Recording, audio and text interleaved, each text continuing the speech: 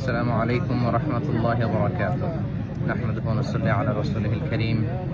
أما بعد فأعوذ بالله من الشيطان الرجيم. بسم الله الرحمن الرحيم. পবিত্র মক্কাতুল মুকাররমা থেকে আপনাদের সবাইকে জানাচ্ছি আন্তরিক শুভেচ্ছা এবং মোবারকবাদ। আমরা গতকাল মক্কাতুল মুকাররমাতে 27-এর কদরের রাতকে কাটিয়েছি। আজকে বাংলাদেশে 27-এর কদর, একটি গুরুত্বপূর্ণ কদরের রাত।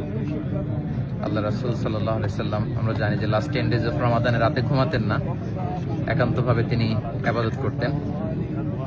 আমরা গতকাল দেখেছি লাখো লাখো ধর্মপ্রাণ মুসল্লিরা কাবার প্রান্তরে কেউ উমরা করেছেন, কেউ কিয়ামুল লাইলে অংশগ্রহণ করেছেন, তারাবিতে অংশগ্রহণ করেছেন।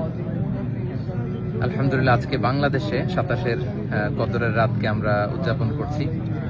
আল্লাহ রাসূল সাল্লাল্লাহু আলাইহি সাল্লাম আম্মা জান আয়েশা রাদিয়াল্লাহু তাআলা আনহাকে এই রাতে একটি বিশেষ দোয়া পড়তে বলেছেন। তিনি বলেছেন যে, আয়েশা, তুমি যদি এই রাত পাও তাহলে তুমি পড়বে আল্লাহুম্মা ইন্নাকা আফুউন তুহিব্বুল আফওয়া ফাআফু আন্নী।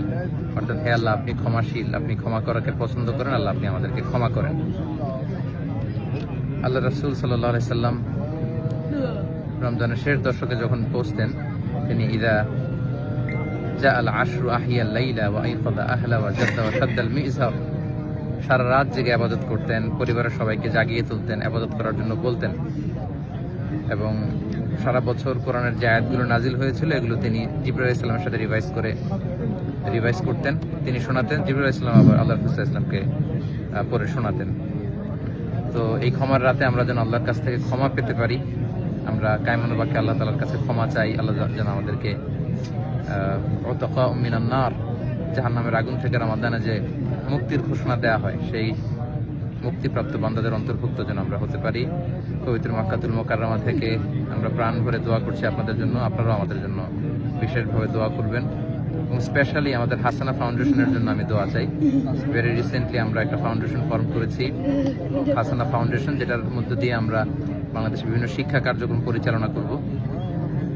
কদরের এই বরকতময় রাতে হাসানা ফাউন্ডেশনের ভবিষ্যৎ কার্যক্রমগুলো যেন আমরা স্মুথলি পরিচালনা করতে পারি। আপনারা এই ফাউন্ডেশনটির জন্য দোয়া করবেন। এবং ঈদের পরপরই আমি দেশে আসব। এখন থেকে আমি দেশেই সেটেল করব, দেশেই থাকবো এবং ফাউন্ডেশনের বিভিন্ন কার্যক্রম সরাসরি পরিচালনা করবো ইনশাআল্লাহ। আপনাদের সবার কাছে দোয়া আছে, সবার জন্য আবার অফুরন্ত দোয়া ভালোবাসা জানিয়ে মসজিদুল হারাম থেকে বিদায় নিচ্ছি, পবিত্র মক্কাতুল মুকাররমা থেকে। হাদা মা ইনদি ওয়াল ইলমু ইনদাল্লাহি আলাইহি তাওয়াক্কালতু ওয়া ইলাইহি উনীব। আসসালামু আলাইকুম ওয়া রাহমাতুল্লাহি ওয়া বারাকাতুহু।